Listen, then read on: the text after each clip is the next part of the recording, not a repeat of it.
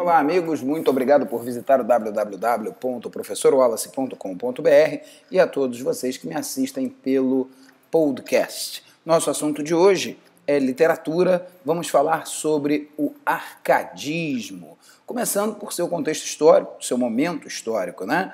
O século XVIII é chamado de o século das luzes, né? Um período em que se aprofundam as críticas ao regime, antigo regime, e no qual vão predominar o capitalismo comercial, o absolutismo, o sistema colonial, a sociedade baseada nos estamentos e também um momento quando foram propostas novas formas de organização social, política, econômica, né? Havia um emergente mercado consumidor, e isso vai acabar por consolidar o poder econômico da burguesia, o que vai gerar uma série de crises e intensas disputas, né, pelo poder.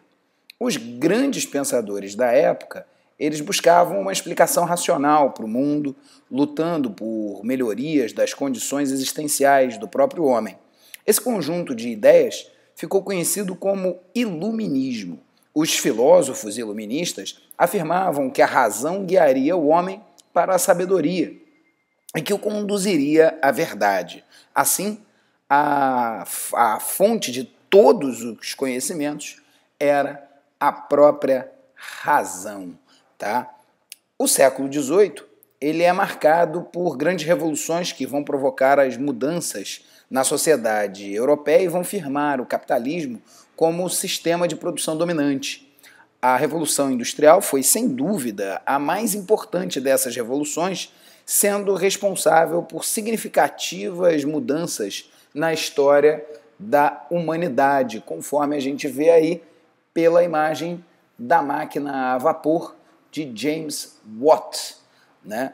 A evolução da tecnologia aplicada à produção das mercadorias serviu para atender um mercado consumidor, ampliando toda a revolução para uma revolução social, gerando o desenvolvimento das relações assalariadas, a substituição da energia humana pela energia a vapor, a passagem, na verdade, da sociedade estamental para uma sociedade de classes, dividida agora em uma burguesia capitalista, dona do capital e dos meios de produção, e o proletariado, dono exclusivamente da força de trabalho.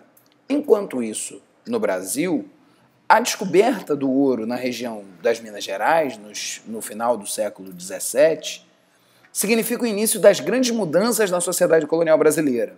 A corrida em busca desse metal precioso desloca todo o desenvolvimento para as serras, então desertas, né, e atrai uma multidão de aventureiros paulistas, baianos e, em seguida, portugueses, claro. A abundância do ouro vai gerar enorme riqueza e os primeiros acampamentos de mineiros vão se transformar rapidamente em cidades. Tá? O ouro parece, num primeiro momento, ser suficiente para todos. Ele enriquece os mineiros, os comerciantes, os tropeiros e, acima de tudo, o reino português. Centenas de toneladas do precioso material são levadas para o luxo, para o desperdício e para a ostentação, né, da corte. Parte considerável desse ouro vai acabar na Inglaterra e vai acabar por financiar a Revolução Industrial, na medida em que o domínio comercial dos ingleses sobre a economia portuguesa era absoluto. Contudo, a partir da segunda metade do século XVIII, a produção aurífera começa a cair e as minas dão sinal de esgotamento. E foi esse homem aí, Marquês de Pombal, primeiro-ministro português e representante do despotismo esclarecido, que vai iniciar uma série de reformas para tentar salvar Portugal da decadência em que ele mergulhou desde a metade do século XVI. Entre essas medidas, havia um aumento brutal de impostos e a expulsão dos jesuítas dos territórios portugueses. Cada vez mais endividada, a coroa ainda aumenta mais a pressão econômica sobre a própria colônia. Além dos impostos extorsivos, surge a proibição de qualquer atividade industrial em nosso país. O crescente endividamento dos proprietários de minas com a coroa portuguesa aumenta o desconforto e a revolta contra, né, a coroa portuguesa, contra Portugal. O exemplo, né, vitorioso, o exemplo de sucesso que ocorreu na independência americana de 1776, inspira ideias revolucionárias por aqui também. Além disso, o pensamento iluminista infiltrava-se na sociedade letrada por meio dos livros que circulavam clandestinamente por Vila Rica e por outras cidades. Dessa forma, os fatos estimulam os membros das elites e alguns representantes populares ao levante de 1789, conhecido por Inconfidência Mineira. Falando agora um pouquinho sobre a estética do arcadismo, o estilo da arte neoclássica. Contrariando a tendência do século XVII de ostentar igrejas e palácios imponentes, o século XVIII apresenta casas mais simples e belos jardins, anunciando um novo sentido de vida. Os materiais mais simples entram em cena, as cores fortes e o rebuscamento perdem os seus lugares. O arcadismo reflete a ideologia da classe aristocrática em decadência e da alta burguesia, ambas insatisfeitas com o absolutismo real e com as formas sociais de convivência rígidas, artificiais e complicadas. As mudanças estéticas apoiam-se na revolução filosófica que representou o iluminismo. Assim, o poder da razão suplanta o sentimentalismo ou o irracionalismo barroco. A razão é o sinônimo da verdade, em lugar das crenças religiosas passadas. As luzes do esclarecimento ajudam os homens a entender o mundo e a combater preconceitos. É por oposição ao pensamento anterior que surge a tendência de simplificar a arte. O neoclassicismo, como também é conhecido o período, é marcado pelo domínio da razão, pela imitação dos clássicos e pela aproximação com a natureza. A gente pode perceber que a plástica arcade, conhecida como o estilo neoclássico, valoriza a aproximação com a antiguidade, reproduzindo ninfas e divindades greco-romanas. As obras têm caráter ilustrativo e são marcadas por um forte formalismo e pela linearidade. A representação das figuras é feita de forma estática, como em poses que lembram esculturas de anatomia correta e com contornos absolutamente exatos. A busca dessa simplicidade é um ideal arcade, que considera o simples como verdadeiro, como racional. Não há diferença entre simplicidade, verdade e razão. Como a simplicidade é a essência do movimento, ou seja, do movimento artístico, a imitação da natureza e de seus padrões clássicos torna-se o caminho natural para essa arte. Lembremos que, nesse caso, imitar significa seguir os modelos. Não é somente copiar, pura e simplesmente. Tá? É por isso que o arcadismo ele vai propor um retorno à ordem natural. Como na literatura clássica, a natureza adquire um sentido de simplicidade, de harmonia e de verdade. Cultua-se o homem natural, isto é, o homem que imita a natureza em sua ordem e no seu equilíbrio, condenando-se, em contrário, toda ousadia, toda extravagância, a exacerbação das emoções. Esse conceito é representado pela expressão latina aurea mediocritas, isto é, o equilíbrio de ouro. Tá? A integração entre o indivíduo e a paisagem física torna-se um imperativo social, naquilo que se convencionou chamar de bucolismo. Essa aproximação com o natural se dá por meio de uma literatura de caráter pastoril, representando a existência de pastores e pastoras na paz do campo, entre ovelhinhas, o chamado locus amenus, um lugar ameno para os encontros amorosos. Contudo, vale ressaltar que esse conceito não surgiu da vivência direta e real com a natureza. Essa poesia campestre ela é meramente uma convenção, tá? Uma espécie de um modismo da época a que todo escritor deveria se submeter. Sendo assim, os campos, pastores, rebanhos, são todos artificiais. São como meros cenários para que o poeta possa refletir sobre o sentido da natureza. A fuga da cidade, o chamado fugere urbem, representa um desejo, não uma condição real de vida dos autores da época. O escritor Arcade está preocupado em ser simples, racional inteligível. E para atingir esses requisitos, exige-se a imitação dos autores consagrados da antiguidade, preferencialmente os pastoris. Só a imitação desses clássicos asseguraria a vitalidade, o racionalismo e a simplicidade. Esse é o importante, a ideia de inucilia truncat, né? Ou seja, cortar o que é inútil, a simplicidade da manifestação literária. Tá? Por isso mesmo, a contínua utilização da mitologia clássica como recurso poético, representando uma outra convenção tornada praticamente obrigatória pelo prestígio dos modelos antigos. Tá? Essa obrigação de utilização das imagens clássicas acaba criando uma poesia um tanto despersonalizada. Essa renúncia à manifestação subjetiva leva o poeta ao universalismo, a expressar sentimentos comuns, genéricos, médios, né, reduzindo as suas criações às fórmulas convencionais. O poeta, quando ele declara o seu amor à pastora, o faz de maneira elegante, discreta, exatamente porque as regras desse jogo amoroso exigem respeito à etiqueta afetiva. Dessa forma, o seu amor pode ser apenas um fingimento, um artifício de imagens repetitivas e banalizadas. Assim, o convite ao gozo da vida é cercado de imediatismo, mostrando que o conceito do carpe diem, isto é, aproveite o dia, né, é mantido, apesar de revelar-se agora de maneira positiva. Aproveitar a vida por ser breve e o futuro por ser incerto, mas sem aquele medo, sem aquele tormento barroco. Tá?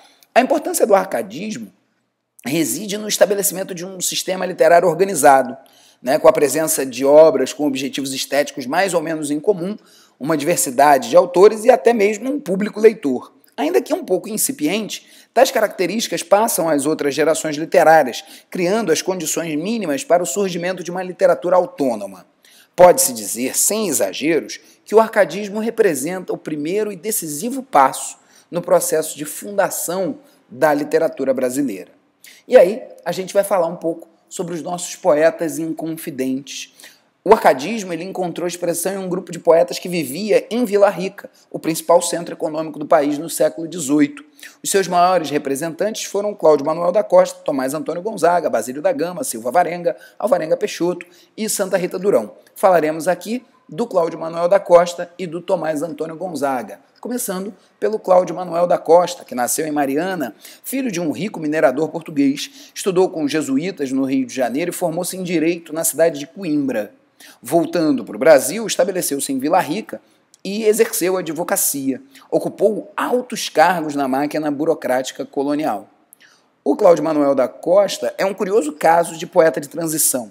Ele reconhece e admira os princípios estéticos do arcadismo, aos quais até se pretende filiar, mas ele apresenta ainda fortes influências barrocas que marcaram a sua juventude intelectual. Racionalmente, era um arcade. Emotivamente, um barroco. Adota, como em voga na época, um pseudônimo arcade. Chamava-se Glouceste Saturnio. Essa contradição entre o ideal poético e a realidade de sua obra é admitida pelo próprio poeta. Se, por um lado, os seus poemas estão repletos de pastores, por outro, o seu gosto pela antítese e pela sua preferência pelo soneto indicam a herança de uma tradição que remonta ao Camões lírico e à poesia portuguesa do século XVII. Nem mesmo os seus temas são arcades. Via de regra, sua temática apresenta-se quase sempre como barroca. Um desencanto da vida, a brevidade dolorosa do amor, a fugacidade dos sentimentos. Diferencia-se, contudo, da estética barroca, porque para o homem barroco do século XVII havia a perspectiva da divindade. Já para esse poeta, poeta de transição, apenas o sofrimento. Em sua poesia, encarna o pastor Fido, amargurado, triste e reflexivo. A sua musa, Nise, nasce do sofrimento dos amores perdidos e de sua ânsia em revivê-las. Mas Nise é alguém não encontrada, é imaginada apenas. O seu amor jamais se concretiza. Nise torna-se uma musa ideal, sem rosto, sem corpo. Cláudio Manuel da Costa acaba por descrever uma natureza bem particular. Em vez dele se remeter àquelas imagens clássicas, ele demonstra a predileção por sua própria terra, pelas montanhas mineiras, pela pedra e pelo penhasco, como um símbolo de um mundo que ele não pode esquecer. Essa preferência indica um conflito entre as suas concepções artísticas e seu inconsciente. preso à sua pátria afetiva, a pátria das primeiras emoções, da infância e da adolescência. Sua memória gira em torno deste mundo feito de rochas e das pedras de Minas Gerais. Por isso, a todo momento, elas afloram em seus poemas europeizados como símbolos das raízes brasileiras, que ele não quer, ou não pretende, ou sei lá, não consegue de alguma maneira eliminar. Quando ele foi preso pela sua suposta participação na Inconfidência, pela qual ele manifestara de vez em quando algumas simpatias, era um dos homens mais ricos e poderosos da província. Deprimido e amedrontado, ele acabou se suicidando na prisão, fato que é contestado até hoje por seus descendentes. Ele acabou sendo homenageado, né, na criação da Academia Brasileira de Letras, tornando-se o patrono da cadeira de número 8. Eis aí um poema, né, exemplificando a obra de Cláudio Manuel da Costa. Nise, Nise, onde estás? Aonde espera achar-te uma alma que por ti suspira, se quando a vista se dilata e gira, tanto mais de encontrar te desespera? Ah, se ao menos teu nome ouvir pudera, entre esta aura suave que respira. Nise, cuido, que diz, mas é mentira. Nise, cuidei que ouvia, e tal não era. Grutas, troncos, penhascos da espessura, se o meu bem, se a minha alma em vós se esconde, mostrai-me a sua formosura. Nem ao menos o eco me responde. Ah, como é certa a minha desventura. Nise, Nise, onde estás? Aonde? Um outro poema, destes penhascos fez a natureza. Destes penhascos fez a natureza, o berço em que nasci. Ó, quem cuidara que entre penhas tão duras se criara uma alma tenra, um peito sem dureza. Amor, que vence os tigres, por empresa tomou logo render-me. Ele declara contra o meu coração guerra tão rara que não me foi bastante a fortaleza. Por mais que eu mesmo conhecesse o dano, a que dava ocasião minha brandura, nunca pude fugir ao cego engano. Vós, que ostentais a condição mais dura, temei, penhas, temei, que o amor tirano, onde há mais resistência, mais se apura. Passando agora para falar um pouco sobre Tomás Antônio Gonzaga. Tomás Antônio Gonzaga, que foi filho de um magistrado brasileiro. Tomás Antônio Gonzaga ele nasceu no Porto, em Portugal. Mas o retorno da sua família ao Brasil se deu quando ele ainda era muito menino. Aqui ele estudou com os jesuítas na cidade da Bahia. Com 17 anos foi para Coimbra estudar Direito. Exerceu a profissão em terras portuguesas, chegou a ser ouvidor de Vila Rica e ocupou altos cargos jurídicos. O seu casamento com Maria Joaquina Doroteia dos Santos, a futura Marília, já estava acertado. Ele tinha mais de 40 anos e ela era um pouquinho mais velha do que uma adolescente, quando ele foi preso pelo seu envolvimento na Conjuração Mineira. E isso impediu, completamente o enlace. É autor de uma das obras líricas mais estimadas e lidas no país, Marília de Dirceu. O pastoralismo, a galanteria, a clareza, a recusa em intensificar a subjetividade, o racionalismo neoclássico que transforma a vida num caminho fácil para as almas sossegadas, são alguns dos seus elementos, dos elementos que configuram o arcadismo presente nas liras de Tomás Antônio Gonzaga, que as escrevia sob o pseudônimo de Dirceu. Especialmente aquelas da primeira parte do livro, Marília de Dirceu, produzidas quando o poeta ainda estava em liberdade. As 23 liras iniciais da Marília de Dirceu são autobiográficas, dentro dos limites em que as regras árcades impunham a essa confissão pessoal. Isto é, esse eu não deve expor nada além do permitido pelas convenções da época. Assim, um pastor, que era o próprio poeta, celebra em tom moderadamente apaixonado as graças da pastora Marília, que conquistou o seu coração. Na verdade, o pastor Dirceu é um pacato funcionário público que sonha com a tranquilidade do matrimônio, alheio a qualquer sobressalto, certo de que a domesticidade gratificará Marília. Há em Tomás Antônio Gonzaga o gosto típico do século XVIII pela existência moderada e amena. Esse ideal de equilíbrio, compostura e honradez traduz a aspiração a uma vida comum, uma vida de classe média. Estando ligado às concepções rígidas do arcadismo, o Tomás Antônio Gonzaga tende a uma generalização um tanto insossa dos sentimentos e ao amor comedido e bem discreto. Contudo, há vários momentos em Marília de Dirceu que indicam um desejo de confidência e onde aparecem pequenos atrevimentos eróticos. São momentos de emoção em que o poeta lembra que o tempo passa e convoca Marília para o Carpe Diem. A tristeza da prisão domina a segunda e a terceira parte do poema. Terceira parte do poema. Há uma tendência maior à confissão. Por outro lado, as convenções arcádicas diminuem e o equilíbrio neoclássico é várias vezes rompido pelo tom de desabafo que ele usa nessa parte do texto. Seus versos, no entanto, continuam controlados nas imagens, nos ritmos e na pintura das emoções. Alguns flagrantes de beleza lírica surgem esporadicamente, centrados nos sentimentos de injustiça, de medo do futuro e de medo da morte, acima de tudo na lembrança dolorosa de Marília. Marília de Dirceu possui características que encantam seus leitores até hoje. A linguagem simples e aparentemente espontânea. O poeta disfarça o esforço de construção da obra por meio de um ritmo gracioso, com rimas quebradas, combinando alguns versos, enquanto outros são deixados como brancos. Apresenta alguns refrãos e foge dos ornamentos retóricos de origem barroca. Mesmo quando as imagens clássicas tornam as liras afetadas e até artificiais, o estilo continua simples, direto, envolvente. Sob um outro pseudônimo, o pseudônimo de Critilo, Tomás Antônio Gonzaga produz as chamadas Cartas Chilenas, no qual ele critica de maneira irônica e sarcástica a prepotência e os desmandos do governador Luís da Cunha Menezes, apelidado no texto de Fanfarrão Minésio. Apesar de ainda haver dúvidas sobre a autoria desta obra satírica, tudo indica que realmente seja de Tomás Antônio Gonzaga. O que já se tornou consenso é o caráter pessoal desses ataques, não havendo nenhuma insinuação nativista ou desejo de sublevação revolucionária nos mesmos. Ele escreveu para falar mal mesmo do Luís da Cunha Menezes.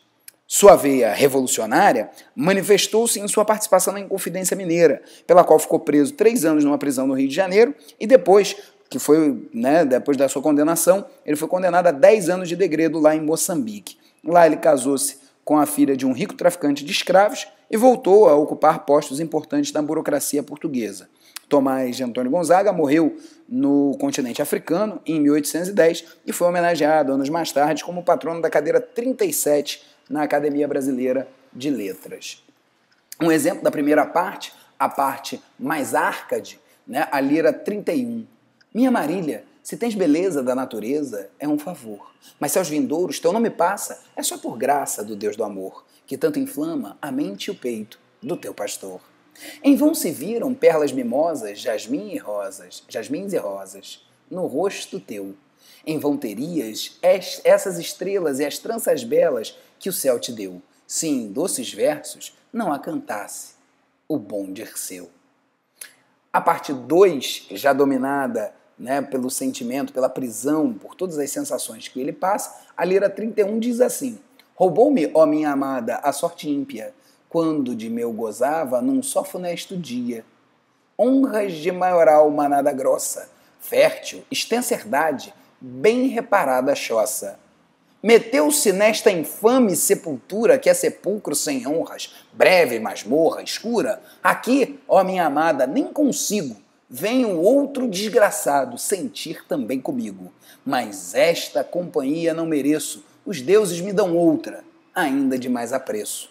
Não ilusão o que te digo, tu mesma me acompanhas, peno, mas é contigo. E aí um trechinho de Cartas Chilenas. Cartas Chilenas em prosa. Não cuides, Doroteu, na verdade é uma poesia narrativa, ou seja, eu falei prosa, mas na verdade ela é poética, tá? Mas ela conta uma história, tá? Apesar de ter toda a intenção de difamar o governador Luís da Cunha Menezes. Não cuides, Doroteu, que vou contar-te, por verdadeira história, uma novela da classe das patranhas que nos contam verbosos navegantes que já deram ao globo deste mundo uma volta inteira. Uma velha madrasta me persiga, uma mulher zelosa me atormente e tem um bando de gatunos filhos que um chavo não me deixem se este chefe não fez ainda mais do que eu refiro.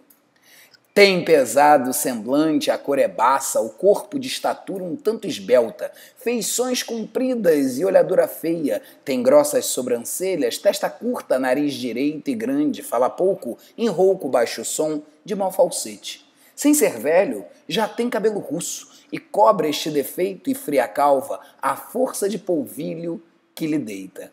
Ainda me parece que o estou vendo no gordo rocinante e escarranchado, as longas calças pelo embigo atadas, amarelo colete e sobretudo. Então, a gente acabou aí de ver, né, a parte do arcadismo brasileiro, a parte do arcadismo, né, o seu momento histórico, as características gerais e dois autores do arcadismo brasileiro. A gente fica por aqui agradecendo bastante a sua visita, meus mais sinceros amplexos para você. Inscreva-se no canal. Até mais!